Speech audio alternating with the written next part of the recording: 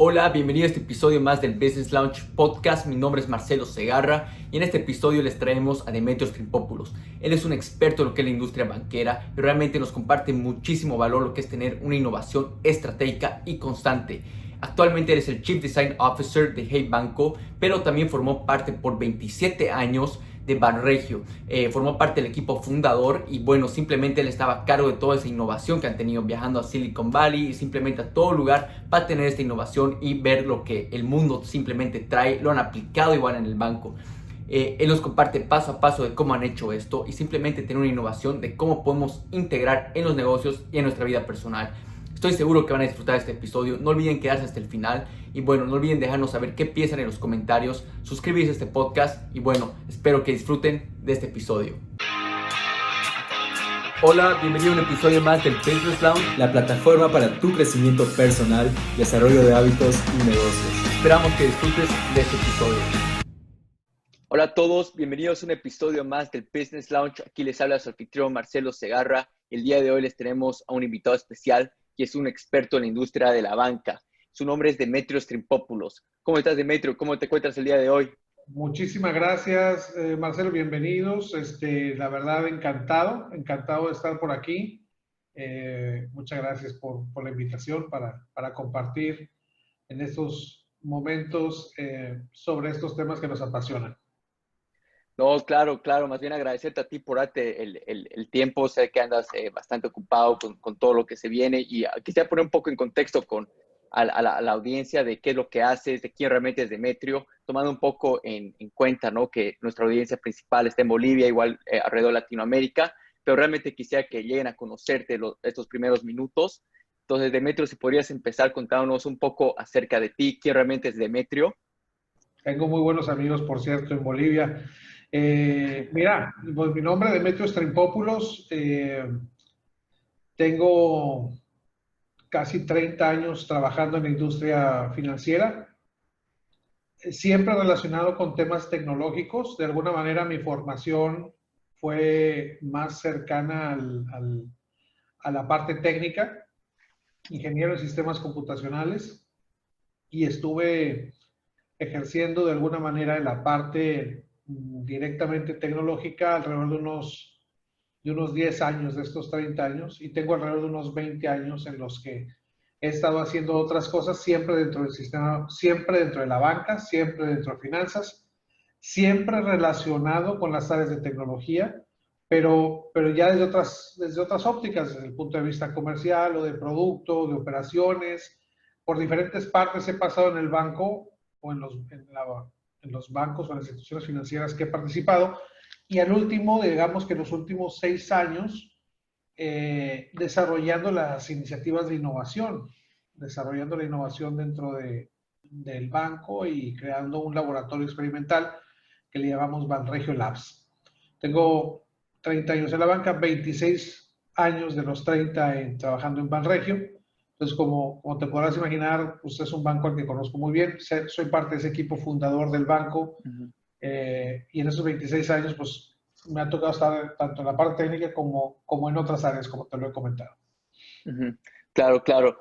Quisiera que nos pongas un poco en contexto cuando acá me hablas de Banregio Labs, que eras parte del equipo fundador. Estamos hablando de unos 20, 25, 29, algo así, ¿no? Alrededor de años atrás. 26 años del banco, así es, y de Banregio Wow. Lab, 6 años. Ya. Quisiera que nos pongas un poco en contexto de lo que era la banca ese entonces y ya tal vez llevándonos un poco donde estamos ahora, ¿no? Con el tema de la banca. Ok, mira, sí. Híjole, mira, esta historia empieza en 1994. En México había una época, 1982, que la banca se nacionalizó. El gobierno, digamos que tomó todos los bancos que existían en ese momento y empezó a operarlos. Teníamos una banca nacionalizada, y a partir de 1992, entre 1992 y 1994, empieza la reprivatización de la banca. A mí me toca participar en la institución que fue la primera que tuvo la concesión de alguna manera de regresar a ser privado, el primer banco. que fue Multibanco Mercantil de México. Y ese banco fue comprado por la casa de bolsa Probursa. Yo trabajaba ahí, estuve unos meses ahí, luego ya entré al banco. Y me tocó ser testigo de esa parte del proceso de transformación que tenían los bancos, porque eran bancos que desde el punto de vista operativo y tecnológico estaban muy descuidados.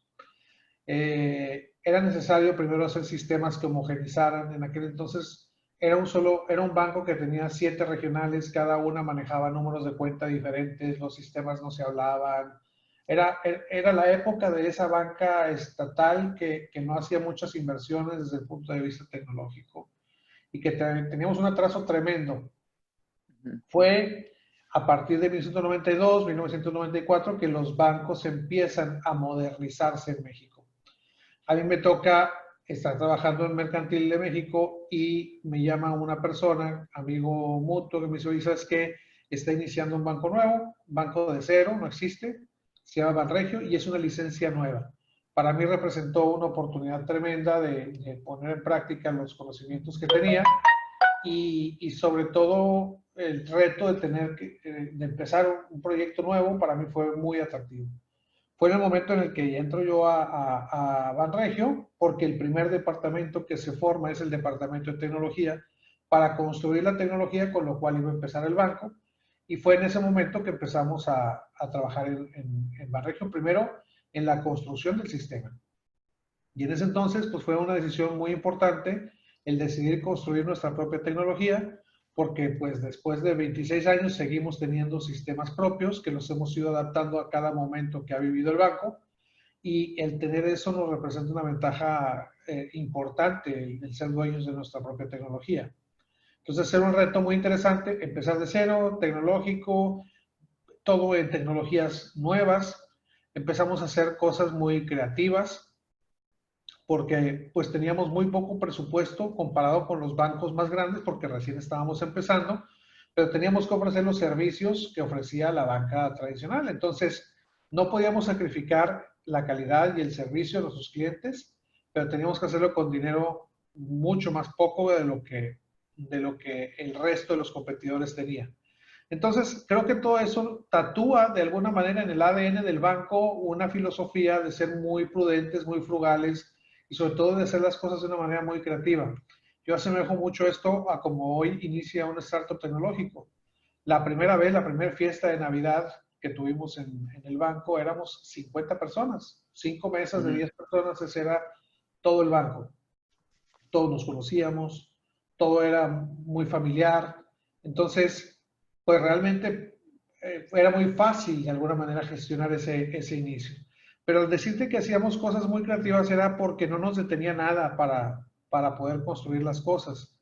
¿Qué hacíamos, por ejemplo?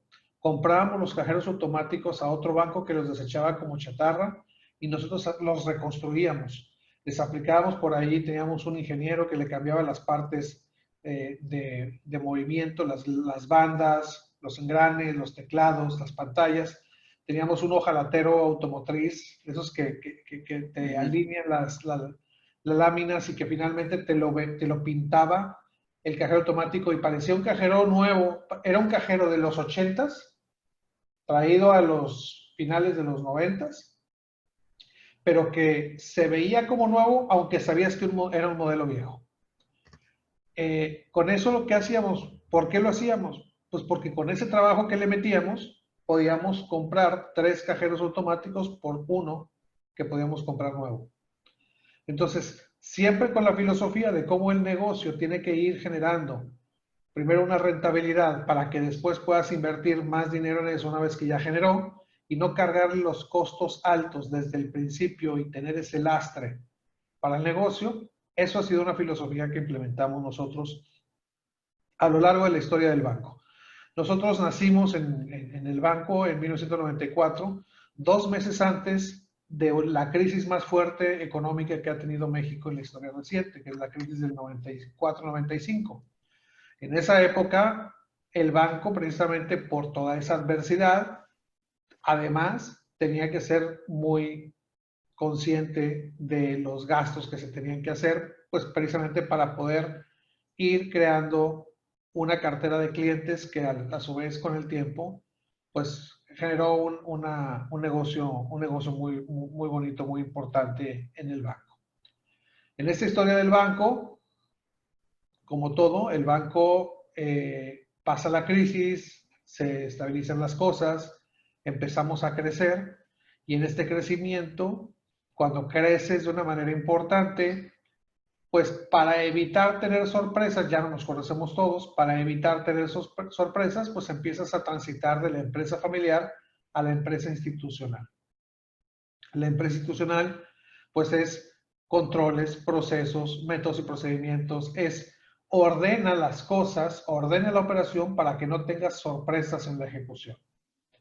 Y nos funcionó muy bien, la verdad es que fue muy bien pasar de ese estado al estado institucional, porque nos permitía seguir manteniendo un negocio estable, sin sorpresas, con el crecimiento que estábamos adoptando. Pasa el tiempo y nos convertimos en empresa pública.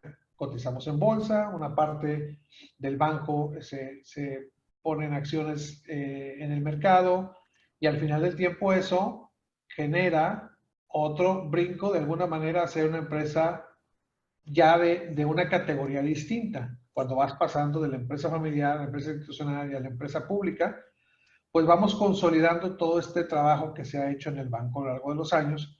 Y como te digo, es una historia muy bonita, con una historia de éxito que ha crecido el banco, por ejemplo, un 20% anual compuesto por 20 años seguidos. Eso fue de alguna manera muy importante para nosotros. Con el paso de esos 20 años, llegamos a un punto en el que, platicando con el director general del banco, me dice, oye, ¿sabes qué? Fíjate que el negocio en el que estamos es un negocio que nos ha ido muy bien, pero visualizar este negocio en los siguientes 5 o 10 años a lo mejor no se ve tan claro. Como que tenemos que empezar a experimentar, empezar a hacer un proceso de inmersión, empezar a entender qué está pasando en el mundo fintech y empezar a entender qué oportunidades hay que no las estamos viendo por estar inmersos en este día a día. Ármate un departamento de innovación. Y eso fue todo. O sea, no había ninguna dirección adicional que empezar a hacer un proceso de descubrimiento. Eso da origen a, en ese momento, lo que le llamamos Banregio Labs.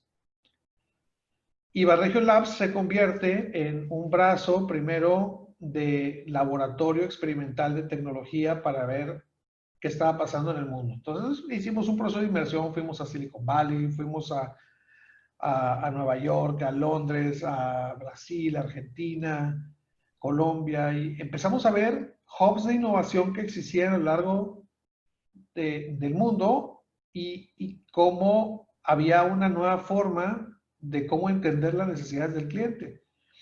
Design thinking, metodologías centradas en el usuario, en el cliente, empezar a ver que había nuevas formas para construir productos y servicios financieros. Y en ese proceso de aprendizaje, pues empezamos a hacer algunos proyectos dentro del banco. Y estoy entrando en esa parte de los últimos 6 años que fue la innovación. Y ahorita si quieres profundizamos más en esa parte. Pero bueno, al final, después de cerrar esta parte del laboratorio experimental, estos 6 años, con el tiempo vemos la posibilidad que uno de los productos que construimos ahí en el laboratorio, que se llamaba en su origen Banregio Sync, evolucionó a ser Hey Banco y ese se convierte de alguna manera en un brazo que hoy le estamos dando una fuerza viva separada del banco, en el que creamos de alguna manera hicimos una separación de este proyecto que se llama Hey Banco como la oferta digital, diferente del target y de los segmentos objetivos que manejaba Banregio. Y hoy yo estoy trabajando justamente en ese equipo que de alguna manera separamos. Hoy estoy yo a cargo de una de las áreas de este nuevo banco.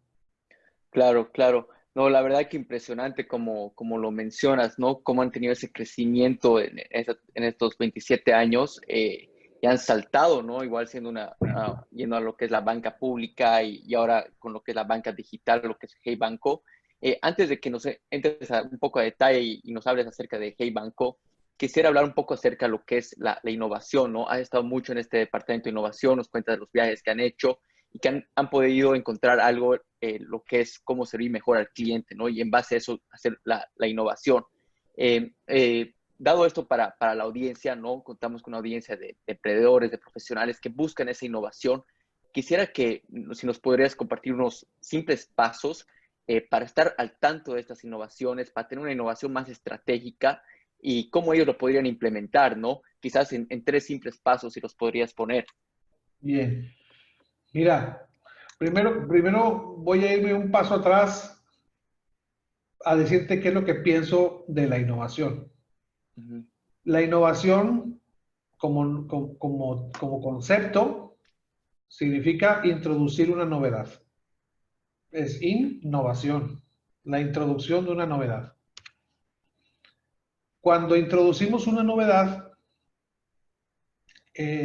si queremos que verdaderamente esto sea algo que perdure en el tiempo, tiene que agregarte un valor. ¿Cuál es el valor que se agrega cuando introduces esa novedad? Y entonces ahí empiezan los cuestionamientos. Oye, ¿para qué existe la innovación, los departamentos que hacen innovación, la gente que hace innovación? Si no conectamos, si no entregamos ese valor, creo que ese es el concepto fundamental, si no verdaderamente entregamos un valor a través de la introducción de esta novedad, es muy cuestionado el término, es muy cuestionada la innovación.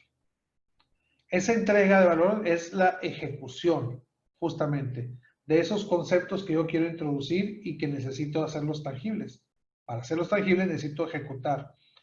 Entonces, el primer esfuerzo importante es cómo ejecuto la innovación. Ahora, la innovación, a veces pienso que está muy sobrevalorado el término. Y como que si me imagino yo innovación, me quiero imaginar Tesla o me quiero imaginar el viaje a Marte o me quiero imaginar algo extraordinariamente disruptivo, diferente, de lo cual no estoy acostumbrado en mi cotidianidad. Y yo estoy en contra de eso. Yo creo que la innovación se puede practicar con conceptos muy simples. En alguna conferencia que yo he dado les he puesto, yo uso muchas veces tirantes, los tirantes que se usan para los pantalones. Y les digo, bueno, la verdad es que para poder entender por qué para mí usar tirantes es innovación, tendrías que entender primero mi contexto. Y cuando les platico el contexto, es porque para una persona puede ser útil y dar valor y para otra persona puede no dar valor. Yo lo que les platico es las personas que somos gordos batallamos para acomodarnos los pantalones. Y al batallar para acomodarnos los pantalones, ponernos nosotros un cinto significa un problema. ¿Por qué? Pues porque se rasga el agujero, porque se esconde, porque no te lo acomodas. Entonces, no acomodarte el pantalón es un tema que solamente el gordo lo puede entender. Cuando tú te pones tirantes, tú ves la comodidad y lo extraordinaria que es la experiencia de ponerte tirantes y no estar batallando para acomodarte los pantalones. Eso, que es un acto de lo más sencillo, de lo más simple, de lo más mundano, significa innovación, porque estoy trayendo un elemento del pasado, lo estoy trayendo al presente y sobre todo lo estoy ejecutando y lo estoy poniendo en mí y me está agregando valor. El ponerse unos tirantes para acomodarse los pantalones para una persona que tiene el contexto del que te acabo de platicar representa valor. Eso es innovación. Para una persona delgada puede no agregarle el valor. Para una persona delgada puede ser moda o puede ser otro concepto distinto y entonces ya no fue necesariamente innovación. Hay que entender el contexto porque las decisiones que tomamos nosotros como seres humanos están muy influenciadas por el contexto en el que estoy. Cuando yo logro tener esa sensibilidad para entender a mi cliente y entender su contexto, y tengo esa sensibilidad para poder identificar sus necesidades, no por lo que me verbaliza y no por lo que me dice, sino por lo que verdaderamente me quiere decir o lo que está escondido detrás de lo que me dice, ahí estoy encontrando áreas de oportunidad en las que yo puedo construir innovación y esa innovación te va a llevar a tener una ventaja competitiva sobre los demás. Esa es la secuencia de alguna manera que creo que es importante conocerla Si eres un Ujú. emprendedor y quieres tener justamente impacto con tus clientes, clávate en cómo generas la habilidad de la sensibilidad para encontrar las necesidades que verdaderamente quiere satisfacer un cliente. Y si las encuentras y tienes ese tacto para poderlo distinguir, vas a poder ser mucho más directo y mucho más concreto de alguna manera en el producto o en el servicio que quieres construir. Vas a satisfacer mejor a tu cliente, vas a crear una relación de confianza, vas a crear una relación de más largo plazo, vas a tener un lifetime value positivo y eso te genera una empresa rentable y ahí vas, o sea, se construye un Claro. círculo virtuoso. Exacto, exacto. La verdad esto quisiera resaltarlo con la audiencia porque lo acabas de mencionar y la verdad concuerdo tal cual contigo, ¿no? Y acá, o sea, en términos de lo que es el contexto, igual viene la innovación, la experiencia, ¿no? Y es como dices, normalmente creemos que la innovación es pura cosas disruptivas, ¿no? Como Tesla, viaje a Marte, todas esas cosas, cuando en realidad está en la simple experiencia que ofrecemos. Uh -huh. Entonces, eso realmente quiero resaltarlo con la audiencia porque es muy importante saberlo. Eh, Ahora, quisiera entrar un poco a detalle de lo que nos hablas un poco de lo que es el contexto, ¿no? Y creo que esto es algo importante, dado el contexto de ahora, ¿no? El contexto de la pandemia y cómo podemos tomar mejores decisiones quizás en este contexto. Y justo, bueno, hace un par de días atrás vi un TED Talk tuyo donde mencionas un poco acerca de esto, de la importancia de tomar decisiones en contextos. ¿Podrías comentarnos un poco acerca de eso, de lo que es tomar las decisiones en el contexto? Claro, mira, un ejemplo, y creo que lo tocas muy bien. Estamos viviendo una época muy atípica, Ujú. muy atípica. Es un momento en el que se nos han sacudido muchos paradigmas y se nos ha sacudido mucho la vida para muchas personas. Y en este sentido y en este aspecto, creo que si aplicamos un poco de sentido común, podré definir de alguna manera algo que creo que nos ocurre mucho en las organizaciones. ¿A qué me refiero particularmente? Si tú pones un poco de sentido común, sobre todo en este entorno en el que estamos con la pandemia, y tú defines, oye, ¿cómo pudiera yo estar mejor preparado para enfrentar una enfermedad que pareciera ser muy caprichosa? Pareciera ser muy caprichosa la enfermedad del COVID porque a algunos les da muy fuerte y a Ujú. algunos no les da tan fuerte. Sí, Pareciera ser muy caprichosa porque a algunos llega a atentar contra su vida y otros ni siquiera se dan cuenta que la tienen. Y, y cuando aplicamos, te digo, este sentido común, dices, bueno, la manera en la que nosotros, después de haber analizado cómo se comporta la enfermedad, concluimos que cuando tú tienes una enfermedad como la diabetes, como la hipertensión, tienes una probabilidad mayor de que se compliquen los factores. El sentido común lo que me dice es, si yo no tuviera esas comorbilidades, pudiera enfrentar mejor a la enfermedad. Es decir, si yo cuido mejor mi cuerpo, si cuido mejor mi alimentación, si preparo a mi cuerpo para estar más activo desde el punto de vista inmunológico, pareciera ser que las posibilidades de enfrentar a la enfermedad serán mejores que si no hago nada. ¿Ok? claro, claro. Ujú. Eso partiendo de la enfermedad y de las personas y de los seres humanos como estamos hoy. Ujú. ¿A qué me refiero esto con las organizaciones? Las organizaciones tenemos procesos muy complejos y las organizaciones en general somos estructuras muy complejas que a veces es difícil de mover. Sin embargo, cuando nosotros hacemos innovación o cuando nosotros empezamos a hacer o a practicar conceptos como este de lo que te acabo de platicar de introducir novedad, ver cómo diseñas mejor los productos para atender las necesidades de los clientes, tener esa sensibilidad y construir. Más que estar construyendo productos, estás construyendo capacidades. Es decir, si yo introduzco agilidad, si yo introduzco innovación, si yo hago transformación digital, si yo hago, son elementos que me permiten como organización estar mejor preparado para un futuro.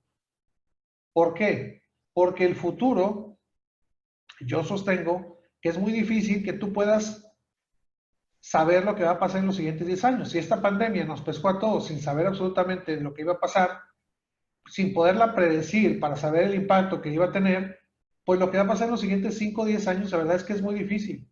Entonces, ante un futuro incierto, lo mejor es tener mejores capacidades desarrolladas para poderte adaptar a ese futuro incierto.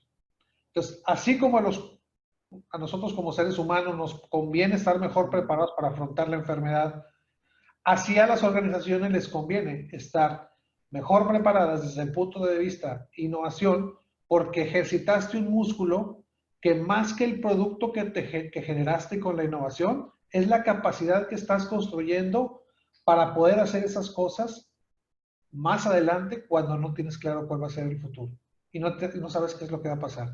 Estarás mejor preparado para ese futuro si desarrollas capacidades que si no las desarrollas. Ahora, es importante cómo desarrollarlas. Hay que interiorizarlas.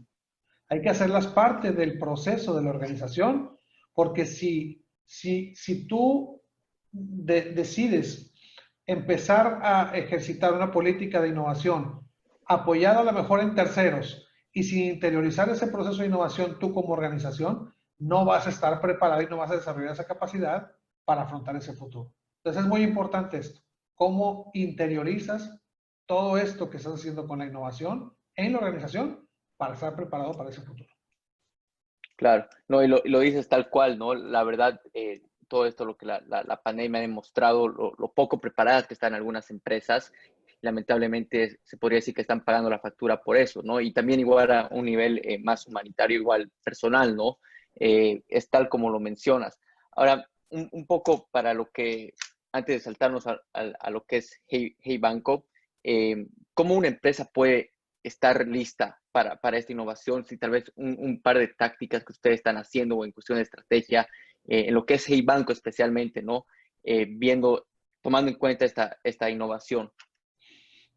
Yo creo que no hay una receta única porque depende de la organización y su capacidad para absorber esto. Yo te puedo hablar que conozco las iniciativas de innovación de los bancos en México y son tan diferentes entre nosotros y lo que hace nuestra competencia, es muy diferente. Uh-huh. Y creo que cada institución tiene que encontrar su propia forma de cómo adoptar la innovación. Pero te comparto lo que nos ha funcionado. Uh-huh. Lo que nos funcionó a nosotros es primero desarrollar un área muy separada, muy lejana, que empezar a experimentar. Y esa experimentación es sacarla del día a día y en lugar de hacer la tecnología como la haces en la institución, en la parte tradicional, hicimos un proceso de experimentación. Entonces, en ese proceso experimental, tú desarrollabas cosas distintas a las que se hacían dentro de la estructura tradicional. ¿Cómo asemejo esto? Construíamos tecnología en el laboratorio como un taller artesanal, cuando en el área de tecnología del banco se construye como fábrica. Una cosa es tener un proceso bien establecido y hay que entender los mandatos que tenemos cada una de las áreas. Por una parte, el área de tecnología de la institución financiera te dice, ¿sabes qué? Tengo que manejar las cosas muy estables, no lo toques, no lo muevas, hay que mantener la estabilidad. Es decir, tenemos que cuidar la estabilidad porque el banco está sustentado en esto. Y por otra parte, el mandato que tiene la innovación es prueba, haz las cosas distintas, inventa, usa nuevas formas de cómo... ¿Sí me explico? Claro, claro. Taller artesanal, fábrica. Son dos conceptos diferentes. Uh-huh. El primer año fue eso. El segundo año fue, bueno, ¿cómo lo que hacemos en el área, en el taller, lo conectamos con el banco? Entonces empezamos a tratar de encontrar esa forma en la que nos sintiéramos cómodos para poder hacer esas interfaces y seguir trabajando con grados de libertad de las dos partes, de los dos lados. Uh-huh. El tercer año fue un año muy bueno porque creamos muchas cosas y ya nos habíamos entendido, ya todo fluía, de alguna manera la innovación iba fluyendo muy bien. Cuarto año, una plática que tengo con la dirección general. ¿Y sabes qué? Estamos desarrollando muchas cosas muy innovadoras, muy padres, mucha innovación que estamos haciendo, pero mira cómo tenemos los servicios digitales tradicionales en el banco. Los tenemos muy descuidados. El aprendizaje que se estaba teniendo en el laboratorio experimental no estaba al servicio de los procesos digitales que se estaban haciendo en el banco. Entonces había una incongruencia muy fuerte entre lo que se hacía desde el punto de vista de innovación en el laboratorio y de lo que se hacía en canales tradicionales dentro del banco. Ujú. Entonces esto no puede ser. Empezamos a acercar y a juntar el laboratorio.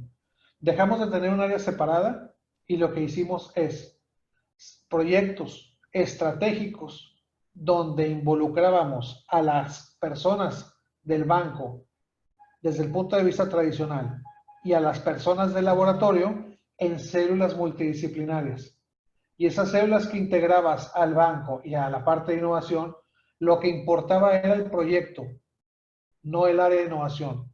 El presupuesto ya no era por el área de innovación, sino por el proyecto estratégico. Y una de las partes que tenía de presupuesto el proyecto estratégico era la parte de innovación, del laboratorio. Pero ya no es el laboratorio un ente separado, sino que está inmerso en los proyectos estratégicos que teníamos desde el punto de vista digital. Entonces integramos ese conocimiento y entonces empezamos la renovación de todas las plataformas tecnológicas. Y eso creó un círculo virtuoso de alguna manera donde ya no había cosas así que estuvieran separadas. Claro. Eran cosas que ya estaban inmersas dentro del proceso de creación de productos digitales. Claro, y Demetrio, la verdad, lo que mencionas es clave, ¿no? Para cualquier persona que tiene una empresa ya con estos problemas, ¿no? Que descuida un área y es necesaria esta integración, como mencionas. Y muy interesante, porque hace un par de días, la verdad, estaba leyendo un poco acerca de Amazon, que ellos manejan más o menos una teoría así, que tiene un departamento de innovación y riesgos, y tal como tú lo estás separando, han tenido que hacer esa integración y vemos el monstruo que es, ¿no? Y esto es parte de lo que ellos usan, más o menos lo que me estás explicando en cuestión lo que ustedes están usando como estrategia.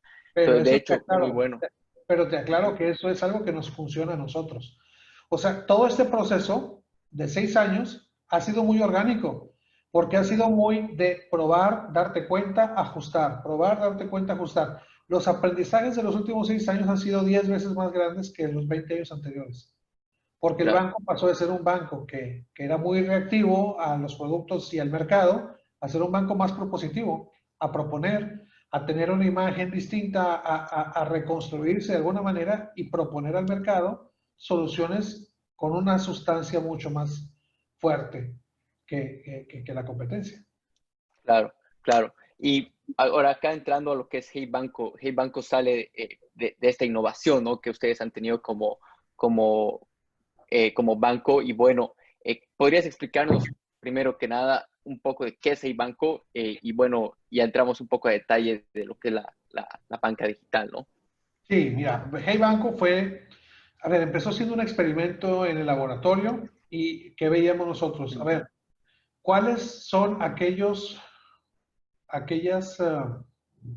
facilidades que nos da la regulación y cuál es el tipo de cuentas que podemos nosotros, o sea, más bien, no de cuentas, el tipo de vinculación digital que podemos hacer con un cliente? ¿Cómo podemos llevar al límite del cumplimiento de la regulación, maximizando la experiencia del cliente para ofrecer un servicio financiero? Y definimos, oye, vamos a hacer una aplicación que en México hay una regulación para algo que se llama pago móvil, que es distinto de la banca electrónica, con operaciones más limitadas, y hay unas cuentas que le llamamos de expediente simplificado. Es decir, con expedientes digitales tú puedes tener cierta cantidad de depósitos en una cuenta. Y vamos a hacerlo para un segmento que va a ser primero los hijos de los clientes del banco. Va. Entonces hicimos Banregio, sí. Y en ese proceso de descubrimiento hemos encontrado que, a ver, no es útil no solamente para los hijos de los clientes, sino que podemos ampliar el mercado. Oye, pero que no sea nada más para jóvenes. Y entonces estamos en ese proceso iterativo que nos ha llevado primero a evolucionar Hey Banco, perdóname, Banregio Sync en Hey Banco. Esa fue la primera iteración. Y la segunda fue empezar a construir un modelo de banca más integral de forma digital. Y entonces decidimos en un momento dado decir, oye, esto tiene pies para volar como algo separado completamente de Banregio, del banco tradicional, y que de alguna manera, de alguna manera este tipo de servicio digital nos permite poder llegar a un grupo de clientes distinto del que tradicionalmente atiende Banregio. Y es entonces donde, sin pensar necesariamente en millennials como objetivo, sino más bien que lo que le gusta a los millennials sentimos que le gusta a una gran cantidad de personas, empezamos a preparar este modelo de banco digital orientado justamente a poder recibir de forma muy hiperconveniente los servicios financieros. Claro. De ser una oferta mucho más completa que solo una Ujú. compra. Y empezar a integrar una suite completa de soluciones que nos permitan ser relevantes desde el punto de vista digital a los clientes. Creemos que tenemos una combinación única, primero porque estamos pensando Hey Banco como algo totalmente separado desde el punto de vista de no apalancar nada de la operación de Hey Banco dentro del banco tradicional, que creo que eso es lo que hace la banca en México. Típicamente los bancos tradicionales que ofrecen servicios digitales apalancan mucho de su operación dentro de su estructura, y por otra parte tenemos la ventaja de poder ofrecer más productos financieros que los que ofrecen las fintechs, porque el fintech típicamente hoy está más concentrado en operaciones monoproducto. Entonces, creemos que tenemos esa combinación de no apalancarnos en la parte de infraestructura tradicional, ser un banco digital, tener un banco integral y ofrecer más productos en las pymes y sin estar apalancado en las sucursales. En ese mix estamos nosotros. Claro, claro. No, la verdad que es muy, muy interesante. Y ahorita, yéndonos un poco al contexto, para los emprendedores que están ahorita arrancando, antes siempre, bueno, por lo menos en lo que era Bolivia y todo, te cuento, siempre nunca había el consejo de que la empresa tenga una buena relación. Por lo menos si eres un startup, una buena relación con el banco, ¿no? Que estés bien integrado con el banco. Y bueno, esas son mil cosas que pasaba por lo menos en lo que era Bolivia. Ahorita, ¿qué tan importante es que un startup maneje buenas relaciones con el banco, ya sea para sacar créditos a un futuro? ¿Qué tan importante y cómo se está facilitando esto con esta digitalización que están teniendo ahorita con Hey Banco, digamos, ustedes? Claro. Tenemos nosotros con Banco, o sea, una parte del banco está orientada a proveer servicios financieros para empresas, para startups que estén Ujú. operando. Y es porque al final queremos ser un banco amigable para poder operar los servicios de back office de alguna manera, o los servicios de apalancamiento que necesita una startup desde el punto de vista financiero, o sea, la cuenta concentradora, servicios de banca digital, etcétera.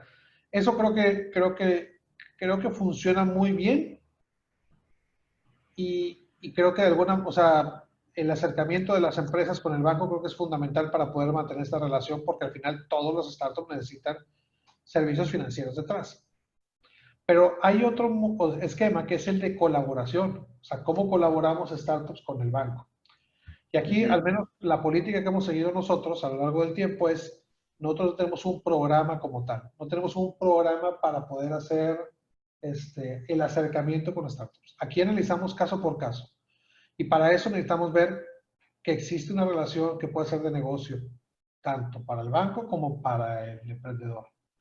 Y tratamos de ser muy empáticos, buscamos empatía por parte del emprendedor para que entienda las motivaciones que tiene el banco, y el banco entender las motivaciones que tiene el emprendedor.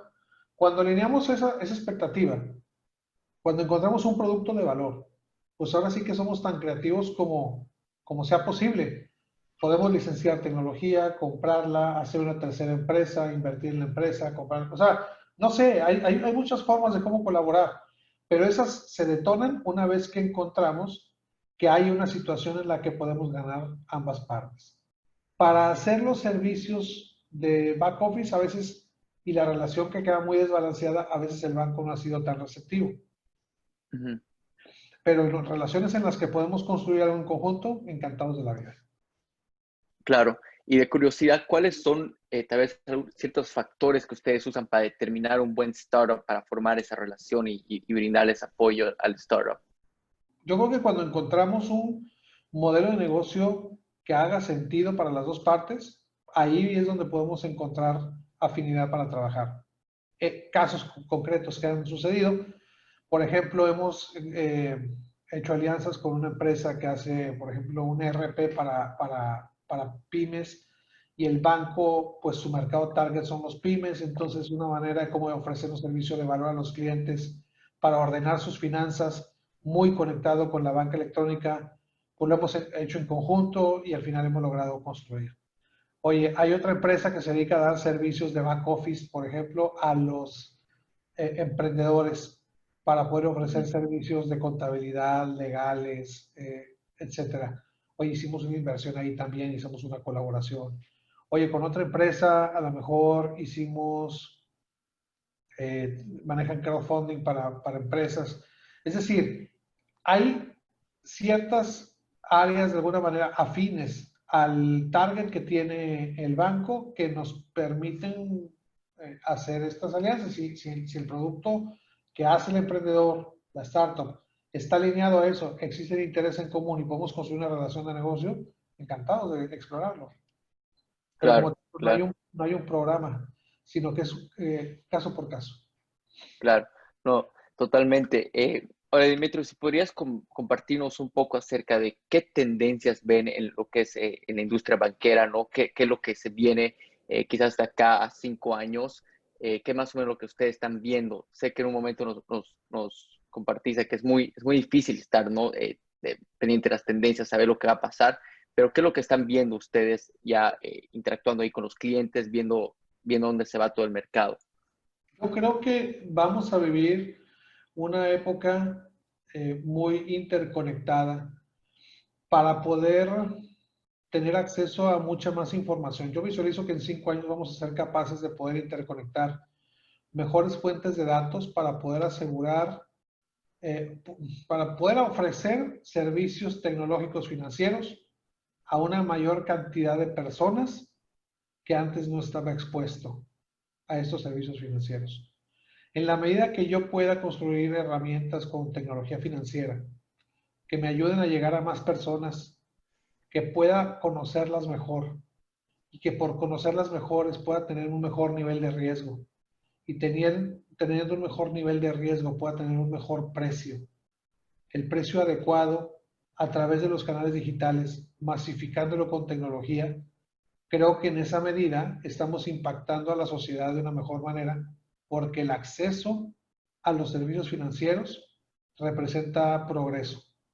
Si podemos lograr que ese progreso sea adecuado o personalizado por el conocimiento que logremos tener de esas personas, vamos a poder hacer mucho impacto en la sociedad positivo. Y con eso lo que me refiero es que al conocerlo mejor tengamos esa tranquilidad de que la persona que está detrás de un dispositivo es la persona que dice ser, que logro conocerlo de forma adecuada porque tengo varias fuentes de cómo consolidar y pueda tener esa visión de análisis de riesgo, que es a lo que nos dedicamos en los servicios financieros en la banca. Es lo que hacemos, administrar riesgos. Claro, claro. No, de hecho, ahora, bueno, Demetrio, sé que estamos llegando al final de la entrevista y andas con un tiempo apretado, pero antes de dejarte ir, quisiera que quizás nos puedas compartir o dar consejos a lo que es específicamente a la audiencia eh, de cómo ellos pueden medir estos riesgos y quizás dar un primer paso para lo que es su emprendimiento o su crecimiento en el lado financiero, me voy, ¿no? Y esto lo digo porque, tal como lo mencionas, ustedes se dedican harto a tener una innovación que mide riesgos, ¿no? Y entonces, ¿qué consejo nos podrías dar en base a eso? Yo lo que recomendaría, si alguien quiere emprender, particularmente en fintech, es no te quedes en la superficie. Creo que eso pasa mucho en el emprendimiento fintech. Nos quedamos en la superficie y en la visión de los problemas que tienen los clientes como cliente. Hay que profundizar más, hay que tener más contexto, porque en la medida que tú tienes más contexto de todo el ambiente financiero, tienes más herramientas para poder crear cosas que no esté pensando otro, que ya esté pensando resolver.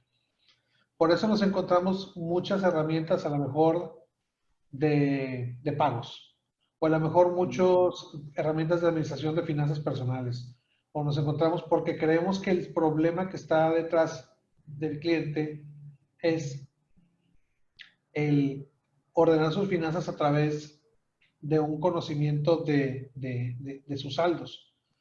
Y no, si nos metemos una capa más abajo y profundizamos, podremos saber, por ejemplo, que en Latinoamérica particularmente no somos muy dados a ser muy ordenados en general en las cosas que hacemos. Y que más que educación financiera, lo que necesitamos son herramientas que nos ayuden a comportarnos mejor.